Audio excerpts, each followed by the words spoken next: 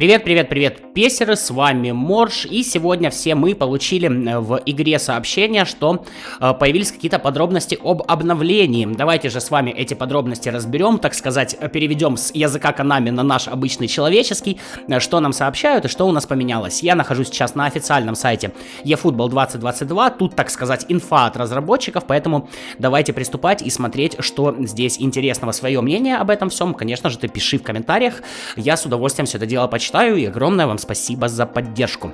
Так, игра eFootball будет обновлена до eFootball 2022, это мы все знаем, нас интересуют вот общие сведения об обновлении. Значит, заверяем поклонников нашей игры, которые уже успели поиграть в 2021 на мобильных устройствах, что они смогут продолжать наслаждаться непревзойденной футбольной атмосферой в игре eFootball 2022. В связи с этим мы выпустим ее как обновление предыдущего приложения. Устанавливать новый продукт, как раньше, больше не придется. Я, если честно, не помню, когда мы игру переустанавливали, всегда это было как обновление, ну, Konami виднее. Так, график обновлений. В настоящее время обновление запланировано на весна 2022. Следите за новостями на нашем веб-сайте. Да, Konami такая контора, у которой 7 миллиардов долларов оборота в год, но они не могут нанять нормального русскоязычного человека, который будет им писать правильно на сайте. На весна, так на весна. Кто с этим будет спорить? Переход активов. Чтобы не начинать играть в eFootball 2022 с нуля, мы предусмотрели возможность переноса части игровых активов из eFootball PES 2021. Однако имейте в виду, что в силу значительных изменений в игре часть активов перенести будет нельзя. Щелкните здесь, чтобы получить дополнительные сведения о переносе активов. Давайте по переносу активов к нему вернемся чуть позже. Пока что посмотрим, что нам тут еще сообщают. Так, изменения требований к системе. Изменяются минимальные требования к системе, а также перестанут поддерживаться некоторые устройства. Вот это вот на самом деле плохо. После обновления до eFootball 2022 на устройствах, которые больше не поддерживаются, играть будет нельзя, а на поддерживаемых устройствах может измениться производительность. Чтобы продолжить играть некоторым пользователям придется обновить свои устройства. Если вы решите поменять устройство, свяжите свои данные в eFootball, благодаря чему у вас появится возможность переноса. В общем, вот то, что нам сегодня сообщают, 25.03, да? Минимальные системные требования для игры. По андроиду нам нужна будет версия андроида 7.0 или выше, ну, по-моему, 7.0 это прям достаточно древняя версия, сейчас уже у всех выше. Также минимально у тебя должно быть 2 гигабайта оперативной памяти, и также минимально у тебя должен быть 4-ядерный процессор на базе ARM 1,5 ГГц. На самом деле не очень злые системные требования, то есть я думаю, у всех практически игра работать будет. По iOS устройства совместимы с iOS 13, iPhone 6 или более новые, 6s, iPad Pro 9,7 дюймовый или более новые, iPad 5-го поколения или более новые, iPad Air 2 или более новые, iPad Mini 4 или более новый, iPad Touch 7-го поколения, ну и, наверное, или более новые.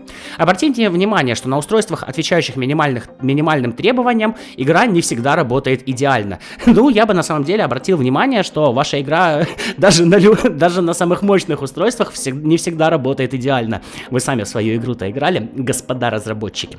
Важные изменения в eFootball 2022. Эти изменения свидетельствуют о нашем стремлении к улучшениям, ведь мы хотим создать одну из лучших платформ eSports в мире. Да, мы знаем, что вы хотите создать, и, собственно, 3 года уже наблюдаем, что вы создаете. Меня до сих пор это смущает, я надеялся на самом деле, что это уберут из 22-й части. Единая соревновательная среда для консолей и мобильных устройств. То есть, ребят, по сути, консольщики и ПКшники будут играть с мобильными устройствами. Да, у нас в мобилках появится поддержка джойстика, но для меня мобильная игра — это в первую очередь от слова «мобильность». У меня телефон в кармане, и меня он никак не напрягает. Если мне с собой постоянно нужно будет таскать джойстик, чтобы играть в онлайне, для меня это будет напряжно. Если я не буду таскать джойстик, то вы сами понимаете, что на тапах, что на свайпах противостоять против джойстика будет крайне сложно, и это реально напряжно.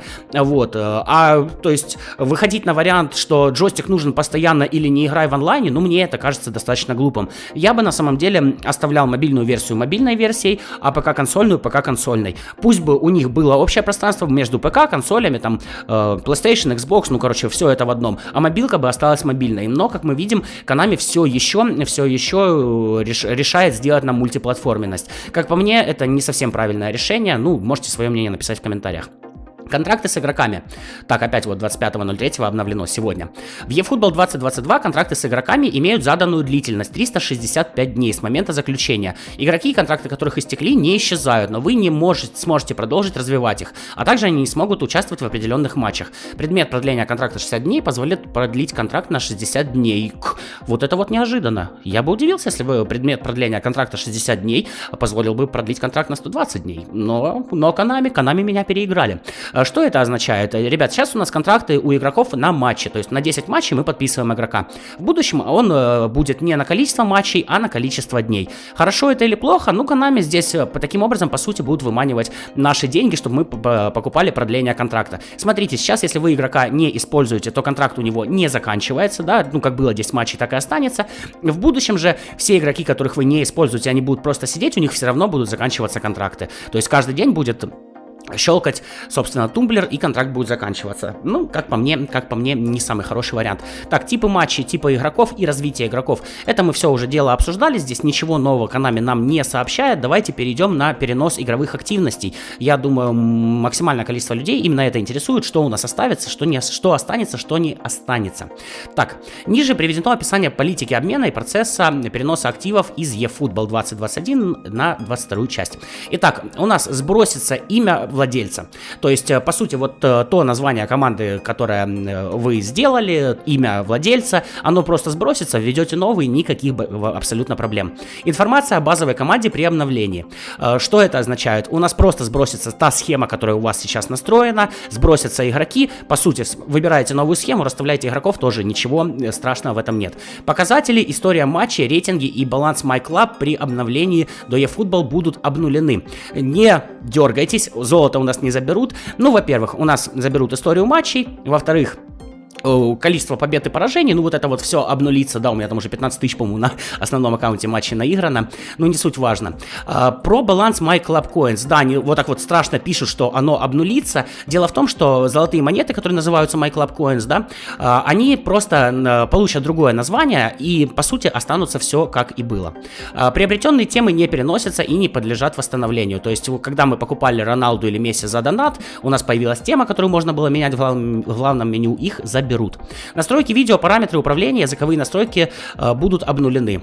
Опять же, просто выставляете нужный язык, выставляете параметры управления, никаких проблем. Настройки страны и региона проживания, дата рождения только для определенных регионов будут перенесены. То есть, ну, настройки той страны, к которой вы приписались, все это останется. Достижения. Текущие достижения в eFootball будут недоступны. То есть, ну, это вы знаете, там по 10 монеток можно было получать, типа подпиши 5 игроков и так далее. Это все обнулится. Дальше, бонусы за вход. Бонус за вход и стартовый бонус не переносятся. Рекомендуется войти в игру и забрать эти бонусы перед обновлением. То есть все предметы, которые у вас на почте лежат, нужно забрать все перед обновлением, потому что оно все сгорит. У меня там, допустим, не знаю, сотни 3, 4, а может и 5 тренеров висит.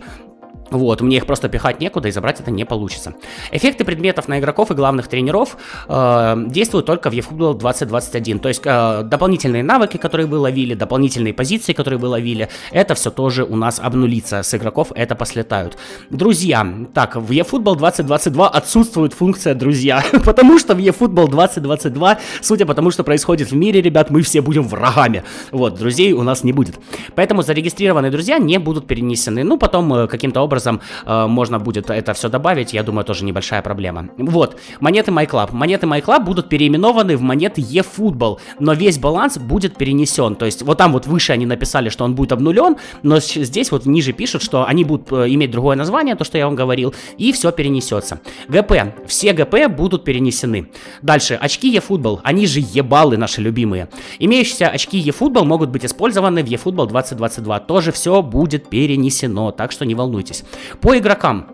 Смотрите, нам переносят всех игроков, только фиолетовые игроки станут обычными. У меня еще, я отвечаю также и в комментариях, когда у меня спрашивают, меня всегда удивляет, чаще всего после этого идет вопрос, а статы останутся как у фиалок? Ну блин, почему статы должны остаться, ребят, как у фиалок? Нет, то есть фиалка станет обычным игроком. Если у нас был Мбаппе 101, например, да, обычная его карточка 97, то вам этого 101-го Мбаппе поменяют на 97-го. Об этом было сообщено заранее, поэтому не надо плакаться, что вы не знали, вы думали, что вам фиалка фиалок оставят, и все будет хорошо. Дело в том, что, сами подумайте, представьте, вы начинаете 22-ю часть, у вас, 5-6 сотых игроков, а остальные игроки все 97+, скажите, что вам в игре вообще делать? То, что фиалки забирают, это вполне логично. Далее, легенды останутся легендами, иконики станут легендами, но с некоторыми оговорками. Вот, мы давно эту картинку видели. То есть иконик будет чуть лучше легенды, по сути. Вот у него, видите, даже фон немножечко другой, такой как бы светящийся. То есть, по сути, у нас будут легендарные карточки двух типов. Не знаю, почему просто не сделать другое название. То есть, одни бы сделали легендарными, другие, не знаю, какими-нибудь еще. Ну, просто сделать другое название, чтобы не путаться конами, решили почему-то вот так. Но не волнуйтесь, иконики останутся икониками, по сути, они будут чуток получше легенд. Так, еще что-то я хотел выделить, а то уже длинное видео получается. Да, тренера опыта. У нас их всех заберут. За 5-звездочного тренера вы получите 2500 ГП, за 4-звездочного 2000. Ну, я думаю, аналогию вы понимаете. Далее, заберут у нас тренеров, они же менеджеры. Менеджеры возместят то, сколько они стоили. Скаутов возместят то, за сколько их можно квикнуть. Там реально вообще копейки. Если форму вы покупали, за это возместят 4000 ГП, форму заберут. Оригинальная тема, это вот я говорил про донатные, дадут 1000 ГП и тему заберут. О, 1000 ГП, насколько, я просто вот, я не знаю, насколько цены в 22-й части будут и какие они будут, но, 1000 ГП это вообще ничего на данный момент. Мандаты на продление контракта, если вы их не использовали, за каждый дадут по 1000 ГП, также по 1000 дадут за усилитель позиции, токен навыка и усилитель навыка управления. Остальное все, ребят, будет перенесено вот в таком виде, как я сказал. Пишите, что вы думаете по этому поводу, вот такие вот у нас новости, я надеюсь, я разобрал все достаточно подробно и, в принципе, вопросов у вас не будет. На этом прощаюсь, ребят. Завтра первое видео будет по геймплею. Будет у нас суперкубок. Вот, матч должен быть очень интересный. Ну и, надеюсь, завтра к вечеру я уже выложу обзор на Бензему. Вроде бы должен успевать. На этом прощаюсь. Как всегда, Морж. Как всегда, пока-пока.